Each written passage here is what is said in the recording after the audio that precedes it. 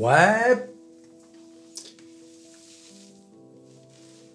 Je n'ai rien à dire à part regarder.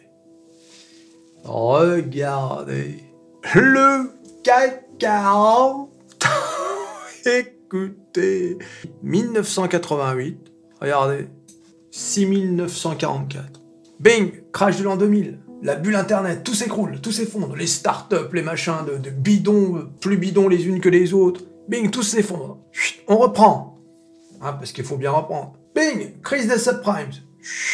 On s'effondre. On revient en plus bas. Hein. Et là, pendant une dizaine d'années, que ce soit sur les marchés européens ou américains, on va vivre un bull market quasi ininterrompu. Ininterrompu de temps en temps, avec des mini-crises, on va dire. 2011, 2015, 2018, et bien sûr, le Covid, hein, avec une chute spectaculaire. En 3 semaines, les marchés ont chuté de 40%. Et oui, les amis! Ah, il fallait le vivre ce moment-là. En plus, t'avais le confinement, enfin la totale, quoi. Et on a assisté à une reprise sans précédent en l'espace de 2 ans, 2020-2021. C'était absolument extraordinaire. Regardez-moi ça. Avec juste un tout petit accro. Alors ça a commencé avec juin, il y a eu un petit accro, et puis surtout octobre 2020, où on s'est dit, ah, finalement ça va reprendre à la baisse. Eh ben non. Voilà, c'était là. Hein. Eh ben non, c'est remonté tout aussi sec. Vous voyez ? Regardez. Et là, 2022. Donc là, on arrive au all-time high pour quasiment tous les indices, américains, européens, etc. et français. On arrive à 7383 points. L'inflation commence à la crise et non pas la guerre en Ukraine. Et oui, ça c'est une vérité qu'il faut toujours rétablir. Ce n'est pas la guerre en Ukraine qui a créé le crash de 2022, c'est l'inflation, la crise. Je ne dis pas, la guerre en Ukraine n'a fait que finalement appuyer la crise qui de toute façon aurait eu lieu. D'accord ? Puisque effectivement il y a eu des problèmes d'énergie, ce qui a en plus amplifié l'inflation. Mais regardez, bing, voilà, on descend, et pendant 9 mois quand même, pendant 9 mois, le CAC 40 va subir un bear market quand même assez terrifiant. Voilà. Et là, en 4 mois et demi, on va revenir au all-time high. Et oui les amis, de l'oseille. Et que le train de l'oseille est toujours là. Il était là à attendre, mais il a besoin, voilà. Et il revient. Le train de l'oseille ne nous laissera jamais pourrir sur un quai de gare.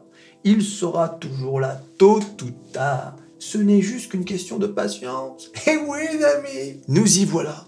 Le train de l'oseille ne peut plus faire autrement. Il est obligé de monter. Alors, bien évidemment, c'est incroyable. Toutes les personnes qui ont dit non, ça va continuer de chuter, etc. Aujourd'hui, maintenant qu'on a atteint le all-time high et qui se sont complètement plantés, qu'est-ce qu'ils disent ? Maintenant qu'on a atteint le all-time high, ça va chuter comme jamais. Oui, ils continuent. Hein ? Ils se sont toujours trompés, mais c'est pas grave, on continue de nous tromper. Voilà. Bien sûr, si jamais il y a une grosse correction et que ça fait un peu un truc comme ça, ils diront « Ah, on avait raison !» Non. Donc là, maintenant, je vais remettre les dessins. Voilà. Ah oui, c'est un peu plus fouillis, là, tout à coup.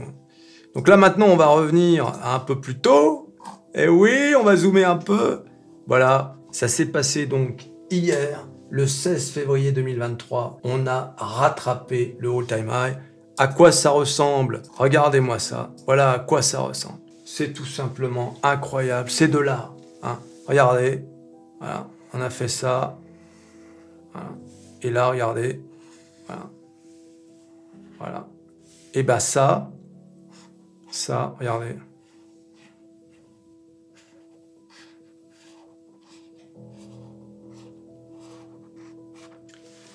Regardez.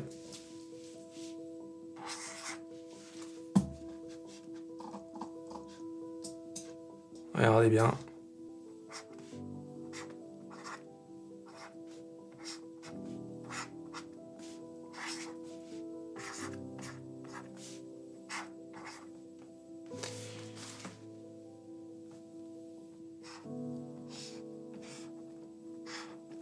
C'est le sourire de tous ceux qui sont montés dans le train de l'oseille. Et oui, les amis, c'est vous, les amis. Ce sont les abonnés de Métamorphose 47. Et que les métamorphosiens, désormais, qu'on appelle. Oui, oui, c'est vous, les amis. Et oui. Alors moi, bien sûr, il faut quelques éléments supplémentaires, notamment des lunettes. Voilà. Et oui.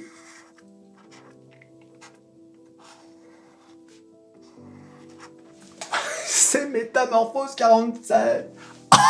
Et oui, les amis, rien n'est dû au hasard. C'est un dessin qui m'était prédestiné. Je suis habité par l'esprit de l'oseille. Aïe, aïe, aïe. Aïe, aïe, aïe, les amis. Ça ne pouvait se finir que comme ça, avec de l'oseille. Ah, je n'en peux plus de tout cet oseille. Alors, bien évidemment, aujourd'hui, c'était Jean qui rit sur le CAC 40 et Jean qui pleure sur les marchés américains. On va voir ça tout de suite. Il suffit de demander. Aïe, vous en demandez trop, j'avoue. Vous êtes abonné à Twitter, à Discord. Sur Discord, ça n'arrête pas de monter. Il y a de plus en plus de gens. J'arrive même plus à suivre. Heureusement que les membres de Métamorphose 47 sont très actifs. Vraiment, merci à vous tous.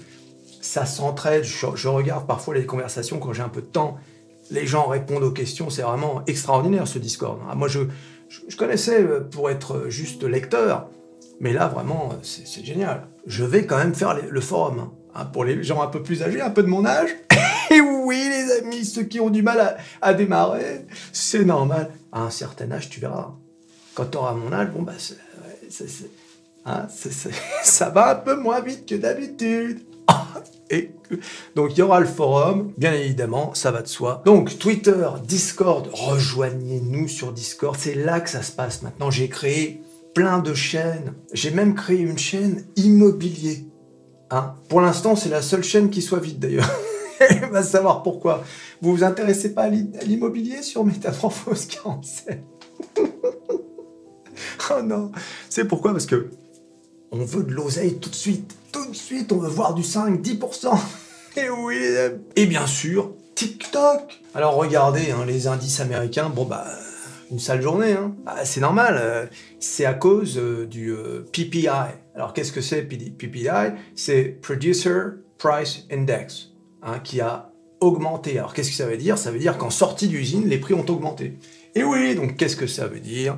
Comme d'habitude, toujours le schéma habituel, les prix qui augmentent à la sortie, ça veut dire que les prix vont augmenter également à l'arrivée, c'est-à-dire aux consommateurs.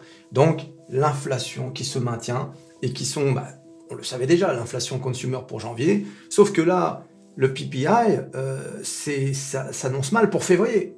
Et oui, donc du coup, les marchés. En plus, il y a eu un commentaire hawkish d'un des membres de la Fed, donc ce qui n'arrange pas, c'est Bullard, c'est le plus hawkish des directeurs de la Fed. Il a dit que c'est pas Jérôme. Non, c'est pas Jérôme. Je pense que Jérôme, il est parti avec Christine. Je sais pas où ils sont partis, mais on les voit plus. Et donc lui, il a dit qu'il verrait bien une augmentation de 50%. De 0,5% plutôt que 0,25%, donc lors de la prochaine augmentation des taux d'intérêt. Donc voilà, nous, on essaie de comprendre ce qui se passe, on essaie de comprendre. Alors, comme je vous ai toujours dit, je pense que ceux qui sont habitués à la chaîne commencent à le savoir, il faut que le S&P 500 se maintienne au-dessous des 4000, c'est le cas, que le Dow Jones se maintienne au-dessus des 34 000, ce n'est plus le cas, et que le Nasdaq se maintienne au-dessus des 12 000, ce n'est plus le cas. Vous voyez un peu comment l'euphorie du CAC 40 ne doit pas nous faire détourner notre attention du marché américain qui, lui n'arrive pas à reprendre. Regardez, même le 4000, là, encore une journée rouge et on passe en dessous. Donc comme vous pouvez le voir, le marché américain ne redécolle pas. Vous voyez?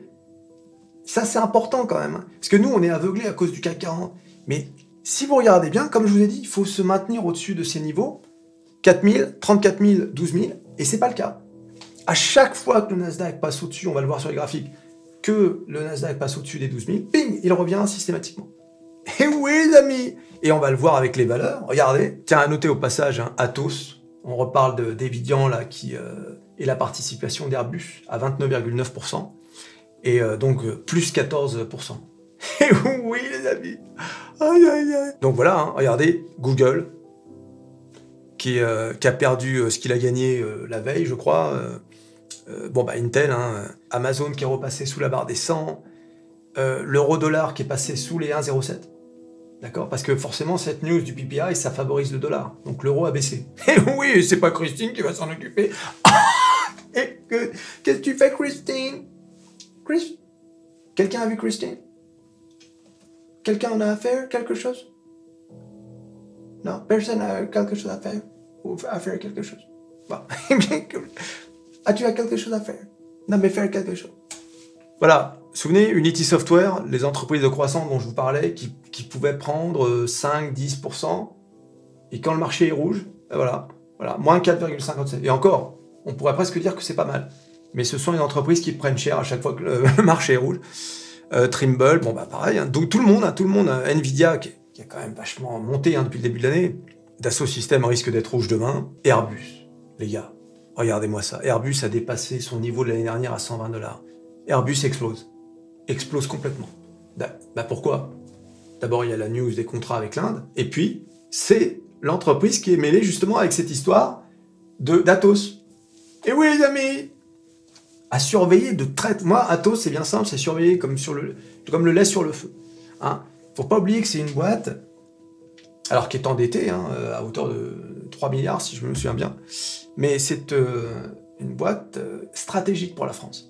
Hein, d'accord? Stratégique. Donc surveiller Atos. D'ailleurs, allez voir ma vidéo sur Atos, je mettrai le lien dans la description. Autodesk, Adobe, voilà. Meta dans le rouge, Microsoft, vous vous rendez compte? Qui était remonté à presque 275, qui est revenu à 262. Vous avez vu comment ça va vite, hein. Ça va très très vite. Hein. Apple, -1, MTTR, -4. Donc comme je vous disais, hein, ce sont les entreprises de croissance qui, pareil, quand c'est rouge, c'est bien rouge. Tesla. Alors Tesla, pourquoi à -5,69 c'est parce que, en plus du fait que le marché est rouge, il y a eu un rappel de voitures. Plus de 300 000 voitures qui ont été rappelées à cause du problème du truc autonome, là, de la voiture autonome. Leur logiciel, apparemment, pourrait causer des accidents. Et oui, bah c'est fâcheux quand même. Aïe, aïe, aïe. Donc là, c'est un mauvais coup pour eux. Mais Tesla étant Tesla, regardez, -5,69, une news pareille, en temps normal, chez un constructeur standard, c'était -15%. D'accord? Mais, je vais vous montrer une news qui est incroyable que j'ai publiée sur Twitter. Hein. Tiens, profites-en pour t'abonner. Clique sur... Voilà, c'est bien. Aïe, aïe, aïe, c'est pas possible. Devoir toujours racoler comme ça, les likes, les abonnés. Qu'est-ce que vous attendez? Non, c'est pas possible. Regarde bien. Au cours du mois dernier, les investisseurs particuliers ont injecté en moyenne 1,51 milliard de dollars par jour dans les actions américaines. Le montant le plus élevé jamais enregistré. Tu vois, vous voyez, qu'est-ce que ça veut dire ça? Ça veut dire que le train de l'oseille est infini. Tout le monde veut prendre le train de l'oseille. Jamais enregistré. Jamais il n'y a eu autant d'argent par les investisseurs particuliers. Hein. Là, c'est pas les institutionnels. Ça veut dire c'est toi et moi. L'action la plus favorisée, l'action favorite, Tesla, avec 9,7 milliards depuis le début de l'année. Nous, toi et moi, on a injecté 9,7 milliards de dollars dans Tesla depuis le début de l'année. Oui, amis. C'est pour ça que les JP Morgan, etc., ils veulent nous faire peur. Parce que eux, ils sont pas montés dans le train de l'oseille. Aïe, aïe, aïe. Tu vois un peu comment ça marche? Et oui. Je serais pas surpris qu'ils prennent cette news là du rappel de voiture pour tracher l'action, pour que ça redescende à 120 $, tu sais. Oui, ça, tu sais, faut s'attendre à tout. Hein. Faut s'attendre à tout. Alors, vu qu'on est sur Twitter, on continue, regardez. Hein. Alors, je continue avec cette petite fantaisie que j'ai commencé avant-hier, où je mets désormais, après chaque clôture du marché français, ce que vous auriez dû débourser si vous aviez acheté une action de chaque entreprise du CAC 40 aujourd'hui, eh bien, hier, il aurait fallu débourser à la clôture 6 186 € pour s'acheter une action de chaque entreprise du CAC 40. Et oui, les amis, une action. La dernière fois, c'était 6040. Donc là, il aurait fallu débourser un peu plus pour s'acheter des actions. Donc on va voir l'évolution. Peut-être la prochaine fois, ce sera 6003 ou bien au contraire 5000 quelque chose. Allez savoir. On ne sait rien. Aïe, aïe, aïe. Alors bien évidemment, j'étais obligé de poser la question. Maintenant, pensez-vous que le CAC 40 atteindra les 8000 points en 2023? Oui, 55,5%. Non, 44,5%. Ah, vous êtes des grands fous. Oui, les amis. Voilà, la majorité est très optimiste pour 8000 points. T'imagines 8000 points? C'est énorme, hein? Little Jones. Regardez, vous vous souvenez de cette petite ligne, là, ce range que j'avais tracé un peu pour rigoler? Eh bien, donc ça suit pas totalement la ligne, mais on range. Ouais, on n'arrive pas à dépasser les 34 100 quelque chose, 180. Même pire, on est désormais au milieu de cette zone de résistance. C'est terrible, hein? C'est terrible, hein? On n'en sort pas. Regardez, hein? Là, ça c'est 2022. On en était sorti. Et bing, on est en train. Ne vous y trompez pas. L'ATH, il est là et on va y aller. D'accord? On va y aller. Ce n'est qu'une question de temps. D'accord? Donc, je vous le dis. Je pense que vous pouvez me croire. Non, jamais. On va pas revenir sur la vidéo d'hier où je vous disais qu'il fallait jamais écouter un mec sur YouTube. Oui, ami, c'est mon sentiment à moi. Je peux me tromper, mais moi je te dis, mon sentiment, mon feeling, depuis que je suis habité par l'esprit du marché, the market has a soul on its own. Eh bien, je te dis, on va y aller. Combien il nous faut pour y aller? Combien il nous faut de temps et d'oseille? 9,6%. Ah oui, on était plus haut avant. Au plus haut de ces derniers temps, on était à 6,62. Donc là, on recule de la TH. Mais on va y aller. On va y aller, les amis. Vous inquiétez pas. Eh oui, les amis. Le S&P 500, la star des stars, bien sûr. Regardez-moi ça. Aïe, aïe, aïe. Qu'est-ce qu'elle est belle dans sa robe rouge et bleue. Qu'est-ce qui se passe? Eh ben, rien. Regarde-la stagner. Elle stagne. Elle ne sait plus quoi faire, la pauvre. Dois-je sortir de cette zone de confort, de cette zone... Je ne sais plus quoi faire. La star en pleine crise existentielle, c'est ça les stars. Faut les respecter pour ça. Et oui, c'est pour ça que ce sont des stars. C'est pas comme nous, les pieux, les charognards. Qu'est-ce qu'on aime? Rien.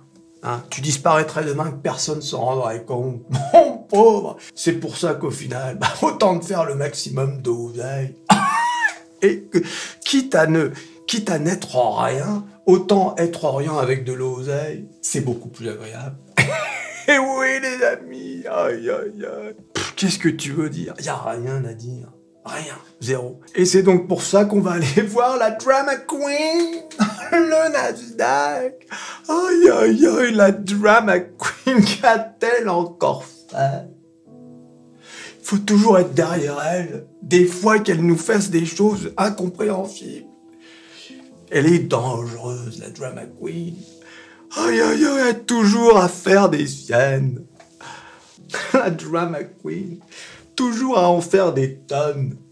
Aïe, aïe, aïe. Eh bien, regardez. Vous avez vu, la grosse barre verte, là, c'est la fameuse barre des 12 000. Non, on n'y arrive pas. On n'y arrive pas. D'accord? C'est tout. On sent bien qu'on veut la transpercer, cette barre. Mais... En fait, bon, en gros, parce que maintenant on a bien rigolé, mais il faut quand même dire les choses. Pourquoi le marché américain n'arrive pas à décoller? Parce qu'en fait, on a toujours les problèmes de l'inflation, les problèmes de la Fed qui est toujours au quiche finalement. On n'a toujours pas un retournement et toutes ces infos de PPI, de CPI, c'est-à-dire l'inflation, l'inflation en sortie d'usine, tout ça n'arrange pas le marché. Et surtout, pourrait encourager la Fed à augmenter les taux d'intérêt encore plus que ce qui est prévu. Et oui, et peut-être parce que le marché a pricé un retournement de situation. Le marché a pricé, aux alentours de cet été, une baisse des taux. Elle va arriver, cette baisse des taux, bien évidemment. Mais c'est qu'une question de temps. C'est qu'une question de temps. Oh, tu t'impatientes, je te vois paniquer dans les commentaires. Hein, sur Discord, sur Twitter, ça panique à tout va. Et là, c'est sur Métamorphose 47. Je parle même pas d'ailleurs. Où là, ça panique dans tous les sens. Le marché va s'effondrer. Qu'est-ce que ça veut dire?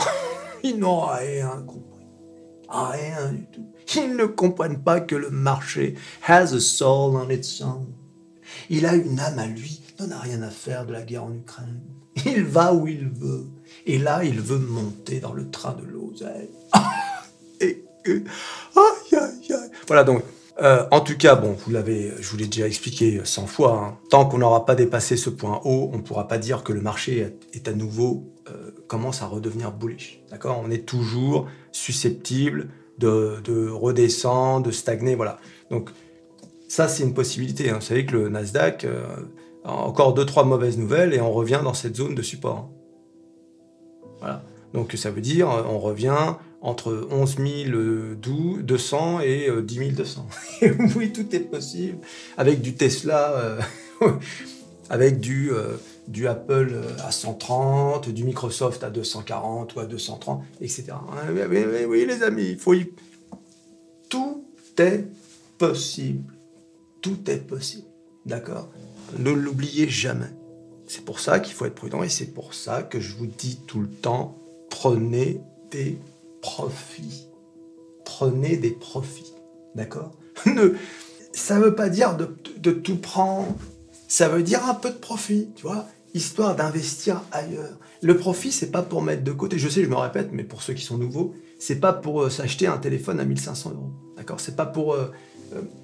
c'est pour réinvestir dans quelque chose qui n'a pas autant pris que les autres valeurs, d'accord? C'est à ça que ça sert. Prenez des profits, hein, pour que ça travaille un peu. Et oui, les amis. Aïe, aïe, aïe. Christine. Regardez-la, Christine. Elle est de plus en plus petite. Elle s'en va au loin, regardez. De plus en plus, la pauvre. Aïe, aïe, aïe. Donc là, vous voyez, l'euro-dollar rangeait. C'était vraiment quasiment une danse parfaite, hein. C'était beau, hein. Et là, tu as vu, on vient à nouveau de percer ce support de 1,067. Donc, à mon avis, je pense que l'euro va encore baisser, hein. Voilà. Donc, maintenant, ceux qui tradent l'euro-dollar, nous, ce qu'on attend, c'est voir un peu s'il y a des signaux qui vont faire aller jusqu'à 1,05. C'est là qu'est le gros trade, en fait, qu'on attend. C'est shorter l'euro-dollar jusqu'à 1,05, qui est quand même... 1,05 est un gros support, quoi. D'accord? Donc voilà, c'est ce qu'on attend, histoire de se faire un petit billet. Qui refuserait un petit billet? Oui, le Bitcoin, et oui, Bitcoin, et ben, il est redescendu aussi sec, aussi vite qu'il est monté, regardez. Bon, bah c'est pareil, hein, il a suivi le marché américain. Hein, c'est parce que ça, c'est le Bitcoin contre le dollar, d'accord? Quand je dis le Bitcoin, oui, parce que c'est vrai que je précise jamais, mais c'est le Bitcoin / US dollar, d'accord? Donc, quand le dollar monte, il monte aussi... le Bitcoin, comme je vous l'ai dit, c'est comme les indices, c'est comme le Nasdaq, hein. Tu regardes le Nasdaq, c'est à peu près pareil. C'est-à-dire que la perspective que la Fed soit hawkish n'est pas bon pour le Bitcoin, d'accord? Le Bitcoin a besoin d'argent pas cher, a besoin d'investisseurs qui prennent des risques. Et pour prendre des risques, il faut que les taux d'intérêt soient bas. Et oui, les amis. Donc voilà. Donc il est descendu à l'annonce du PPI. Hein. Voilà, bah ça, c'est téléphoné. Hein. Je veux dire, là, il y avait, oui, effectivement, il y avait un petit short à faire pour ceux qui tradent le Bitcoin. Dites-le dans les commentaires d'ailleurs si vous tradez le Bitcoin et si vous avez fait un petit billet. Voilà. Donc là à nouveau, on se situe toujours entre cette zone de support, cette zone de résistance. Et tant qu'on n'aura pas... Alors vous avez vu, hein, on est venu les toucher les 25 000. On les a même dépassés. Hein. Mais tu as vu, bah, c'est redescendu direct. Donc là, il faudrait à nouveau... le bon trade à faire là, sur le Bitcoin, c'est que le marché se reprenne, c'est-à-dire la news du PPI, etc. Et là, les chances que le Bitcoin revienne à 25 000 sont très très élevées. D'accord? Donc là, c'est le trade à faire. Parce que là, on ne sait pas trop jusqu'où ça va descendre. Mais s'il y a un petit retournement, les 25 000, oui, là, il y a un petit billet à se faire. Et oui, les amis, il y a toujours un petit billet. Il est là, au coin de la rue. Toujours un petit billet. Tu t'abonnes, tu likes, tu partages, tu cliques sur à peu près tout ce qui peut être cliqué, ta table à dessin, tes crayons de couleur, et on se revoit à la prochaine vidéo. Allez, salut!